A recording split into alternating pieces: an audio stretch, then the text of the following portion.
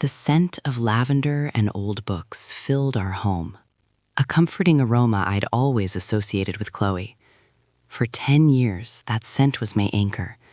It meant I was home, safe, with the woman who knew the geography of my soul. Our 10th anniversary was approaching, and I was planning the grandest of gestures, a surprise trip to Florence, where we'd first met. I was meticulously crafting the perfect itinerary, tucked away in my study, when I found the first loose thread that would unravel everything. It was a receipt fallen from her designer handbag onto the polished hardwood floor, not for a dress or shoes, which would have been normal, but for a consultation fee of $5,000 paid to a firm I'd never heard of, Argent Advisory Group. My brow furrowed. $5,000 was not a casual expense. We discussed every major purchase. This was a secret, a big one. When I casually asked her about it that evening, she waved a dismissive hand, her smile as radiant as ever.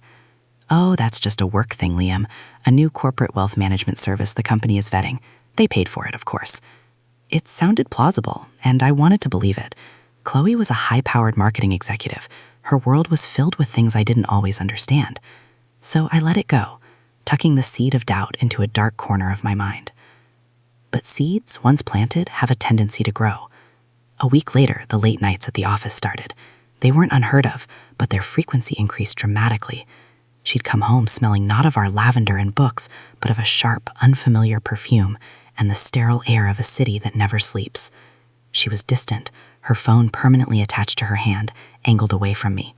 Texts would light up her screen, and she'd smile a private, knowing smile before quickly typing a reply. When I'd ask who it was, the answer was always the same: "Just Sarah from legal," or "my team hashing out the new campaign." My sister, whose name is actually Sarah, became my unwilling confidant. "I'm being paranoid, right?" I asked her over coffee one afternoon, the words tasting like ash in my mouth. "I feel like I'm losing my mind." Sarah, ever the pragmatist, stirred her latte, her gaze steady. "Liam, you're the most grounded person I know. If your gut is telling you something is wrong, it's probably not paranoia. Have you seen anything else?" I hesitated, then confessed. "Her laptop. She never closes her tabs anymore.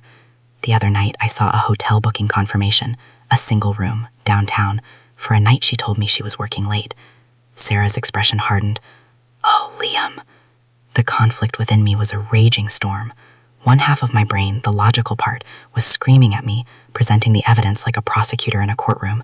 The receipt, the late nights, the secret texts, the hotel room. The other half, the part that had loved Chloe for a decade, was a desperate defense attorney, shouting objections. "She's stressed." "You're misinterpreting things. You have to trust her." I was being torn apart. I started losing sleep, my mind racing through horrible scenarios. I'd watch her sleep, this beautiful woman next to me, and wonder if she was a stranger. The lavender scent of our home now felt like a lie, a mask for something rotten underneath. The breaking point came when I received a notification from our joint savings account, a withdrawal of $25,000.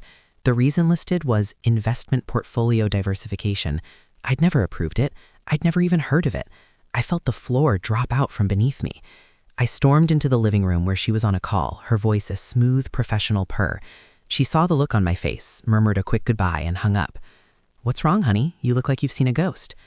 $25,000, Chloe. Where did it go? I held up my phone, my hand shaking. For the first time, I saw a flicker of panic in her eyes before it was replaced by a practiced look of indignation. "I told you I was moving some of our assets around for a better return.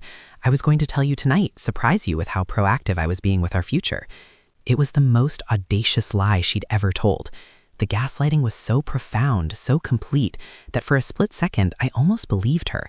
She painted me as the hysterical, untrusting husband, while she was the savvy, forward-thinking wife. The argument was nuclear. I brought up the late nights, the texts, the hotel. She twisted every fact, every piece of evidence, until I was the one apologizing, feeling small and foolish for my accusations.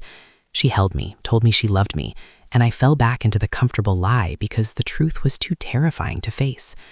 But Sarah's voice echoed in my head. "If your gut is telling you something is wrong." The next day, I hired a private investigator. It felt like the ultimate betrayal, a violation of everything our marriage was built on, but I had to know. I was no longer seeking reassurance. I was seeking the truth, no matter how ugly. 2 weeks later, the PI's report landed in my inbox. It was a sterile, factual account of my wife's double life. The late nights weren't at the office. They were at expensive restaurants and quiet bars. The man she was meeting wasn't a coworker. His name was Mark. The report included photos. Chloe, laughing, her head tilted just so, looking at this handsome, silver-haired man with an adoration I hadn't seen directed at me in years. The final photo was a dagger to the heart, a shot of them kissing outside a boutique hotel, the same one from the booking I'd seen. My world didn't just crack, it atomized. The pain was physical, a crushing weight on my chest that made it impossible to breathe. The investigator's report also contained financial details. Chloe had been meeting with Mark, who wasn't just a lover. He was a partner at Argent Advisory Group. The $5,000 receipt wasn't a work expense. It was the initial fee to begin the process of systematically siphoning our shared assets. The $25,000 was just the beginning. They were liquidating our stocks, our bonds, everything I had worked my entire life for, and moving it into offshore accounts under a corporation registered in her name only. This wasn't just an affair. This was a heist, a long, calculated con where I was the mark. She wasn't just cheating on me, she was planning to erase me financially and disappear. That night, I didn't confront her. I played the part of the loving husband. I cooked her favorite meal. I asked about her day. I watched her lie to my face, her eyes sparkling as she described a fictional meeting, and I felt nothing but ice in my veins. The love was gone, replaced by a cold, hard clarity. I waited until the next day, after she left for work.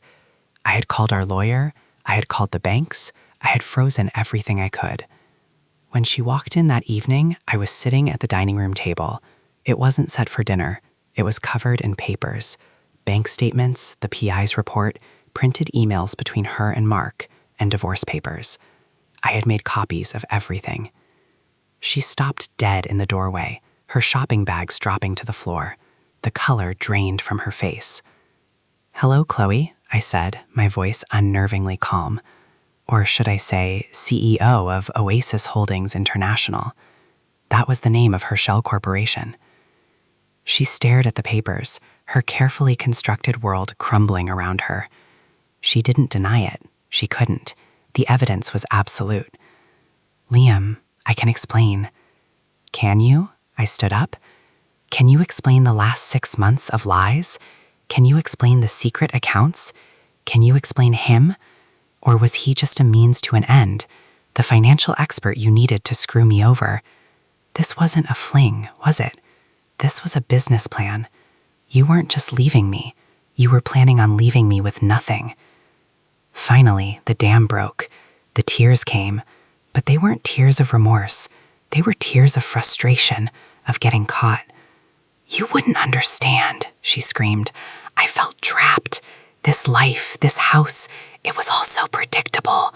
I wanted something more, something that was just mine." "So you decided to take what was mine too?"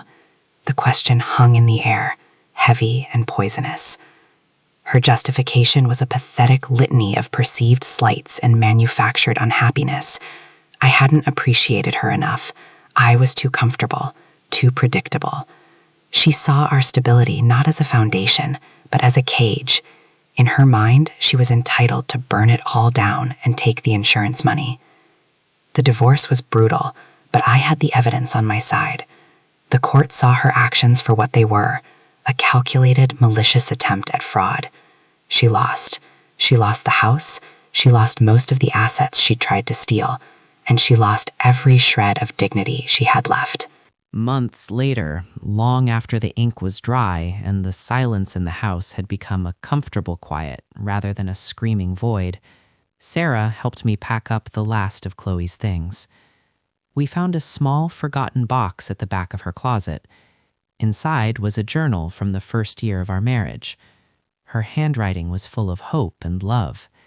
Page after page detailed her dreams for our future, a future she had described with me at the center. I read a passage aloud to Sarah, my voice thick with emotion. "Liam is my anchor," she wrote. "He makes me feel safe enough to be myself." I closed the journal. The woman who wrote those words was gone, replaced by a stranger who saw an anchor not as a source of safety, but as something that was holding her down. I had been mourning the loss of the woman I thought I knew, but the truth was she hadn't existed for a very long time. The ending of our story wasn't a tragedy. It was an escape. My escape. I put the journal in the donation box with the rest of her things, and for the first time in a year, I felt the weight lift. The lavender scent was long gone, replaced by the clean, fresh smell of a new beginning.